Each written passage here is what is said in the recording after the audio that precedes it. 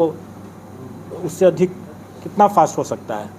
दूसरा ये भी कि आज तक बीपीएससी के इतिहास में इतनी जल्दी इतने ढेर सारे रिजल्ट्स नहीं दिए गए हैं, ये प्रथम हुआ है।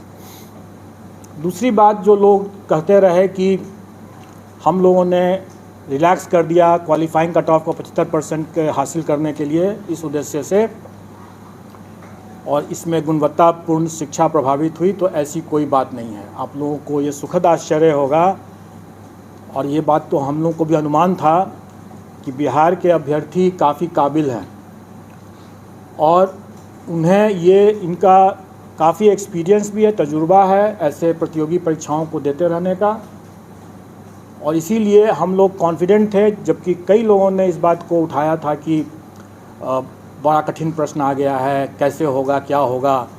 लेकिन मैं आप लोगों को बता दूं कि कुछ ही 2-3 ही विषय छोड़ करके, और उसमें निश्चित तौर पर वो प्राथमिक का जो मामला था जिसमें कि सबसे ज़्यादा लोग विवाद कर रहे थे कि बड़ा टफ क्वेश्चन आ गया है, उसमें तो बिल्कुल ही नहीं।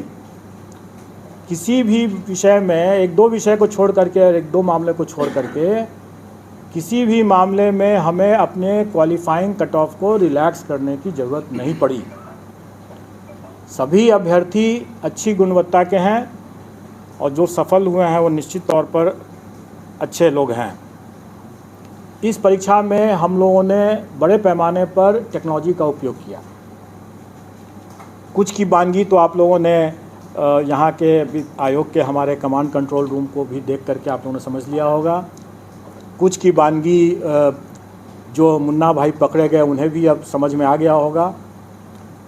और इसके अलावा जो मैं बार बार ये कहता रहा हूँ कि जो कार्य हम पर्दे के समक्ष करते हैं वो सब लोग देखते हैं, सब लोग के नज़र में रहता है, लेकिन उससे कहीं ज़्यादा कार्य जो होता है वो पर्दे के पीछे भी होता है, और पर्दे के पीछे का कार्य महत्वपूर्ण होता है और लोगों की नज़र में नहीं रहता है, इसलिए ज़्यादा उसमें हम लोगों को एहतियात बरतने की ज़रूरत पड़ती है।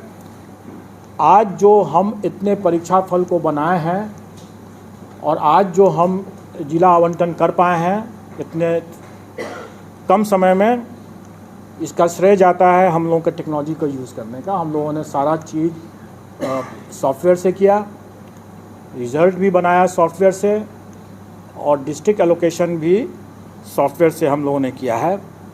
और इसको हम लोगों ने आगे बढ़ाते हुए, चूँकि हम लोगों ने देखा कि डॉक्यूमेंट वेरिफिकेशन के समय जो हम लोगों ने 11th, 12th and 9th, 10th का जो डॉक्यूमेंट वेरिफिकेशन का काम कराए, उसमें हम लोगों ने पाया कि अभ्यर्थी आवेदन देते समय 1000 तरह की गलतियां कर बैठे थे।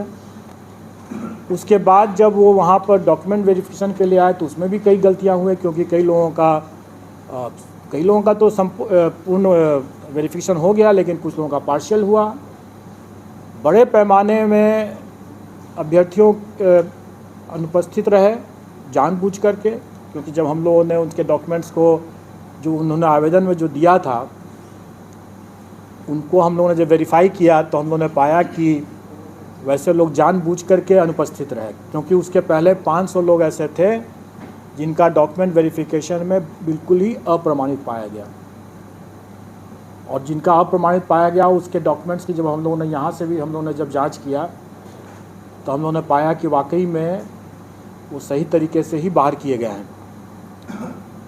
और शायद उन लोगों को ये भनक थी कि हम लोग उस पर कड़ी कार्रवाई करेंगे, और इसीलिए बड़े पैमाने पर कई अभ्यर्थी डॉक्यूमेंट वेरिफिकेशन के लिए नहीं आए। लेकिन कई ऐसे जेन्युइन अभ्यर्थी भी हो सकते हैं जो डॉक्यूमेंट वेरिफिकेशन में नहीं आए, क्योंकि हम लोगों ने उनका भी डॉक्यूमेंट अपने स्तर से चेक करने की कोशिश की। कुछ लोगों का पार्शियल वेरिफिकेशन हुआ था, उन लोगों का भी हम लोगों ने डॉक्यूमेंट देखा। इन सब कठिनाइयों को देखते हुए हम लोगों ने यह निर्णय लिया कि हम लोग को इसमें भी टेक्नोलॉजी का उपयोग करना पड़ेगा, क्योंकि हम लोग ये सारा कार्य खुद नहीं कर सकते हैं। इतने बड़ी संख्या में जब ये हो रहा है तो हमें विकेंद्रीकृत दस्तावेज सत्यापन प्रक्रिया स्थापित करनी होगी, और वो हम लोगों ने किया। डिसेंट्रलाइज्ड डॉक्यूमेंट वेरिफिकेशन की व्यवस्था हम लोगों ने किया, जिसमें हम लोगों ने टेक्नोलॉजी ये लगाया है कि जो भी डॉक्यूमेंट अभ्यर्थी हमारे यहाँ देंगे वो हमारे ही पोर्टल से डाउनलोड करके जाएंगे, क्योंकि हमारे पोर्टल के बिना उससे डाउनलोड अगर नहीं किया हुआ होगा तो उसमें वाटर मार्किंग नहीं रहेगा। इसका मतलब ये होगा कि वो डॉक्यूमेंट हमारे पोर्टल पर नहीं है।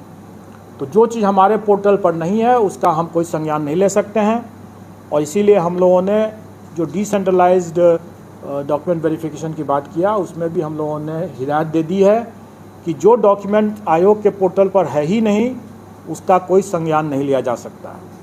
इसलिए जब भी कोई अभ्यर्थी वहाँ जाते हैं, जो सफल अभ्यर्थी जाते हैं डिसेंट्रलाइज्ड डॉक्यूमेंट वेरिफिकेशन के समय, अपने योगदान करने के समय, अगर उनको लगता है कि कोई डॉक्यूमेंट ज़रूरी है और वो हमारे पोर्टल पर नहीं उन्होंने अपलोड किया है तो वो बेशक अपलोड कर दें, अपलोड करें और फिर डाउनलोड करें और फिर उसको लेकर जाएं, क्योंकि उसमें वाटर मार्क हो जाएगा, वो प्रूफ होगा कि हमारे यहाँ वो आयोग के पोर्टल पर उन्होंने डाल दिया है।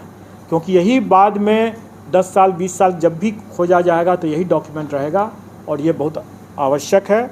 और इसीलिए इसमें भी हम लोगों ने टेक्नोलॉजी यूज़ किया कि वाटर मार्किंग और उसका रजिस्ट्रेशन नंबर दोनों को हम लोगों ने अंकित कर दिया। इन सब के बाद अब हम लोग कुछ आपको आंकड़े बता देना चाहेंगे जो आपके समझने के लिए होगा। और इसमें 11-12 की जो वैकेंसी थी उसमें 57,602, उसके अगेंस्ट में हम लोगों ने 23,701 रिज़ल्ट दिया है। यह रिज़ल्ट कम नहीं है, क्योंकि टोटल अभ्यर्थियों की संख्या मुश्किल से 30,000 से भी अधिक नहीं थी। इसमें अभ्यर्थियों की संख्या जो थी इसमें 37,000 थी, जबकि रिज़ल्ट हम लोगों ने 23,701 दिया है। मैं उसका भी आपको विश्लेषण बता दूंगा। अभी हम लोग जो 11-12 का मामला है उसमें 23,701 हम लोग रिज़ल्ट दे रहे हैं। 9वीं-10वीं वाला जो मामला है उसमें 26,204 दे रहे हैं, और प्राथमिक का जो मामला है उसमें हम लोग 72,419 रिज़ल्ट देंगे। टोटल हम लोग 204 है 9-10 का, प्राथमिक का है 72,419।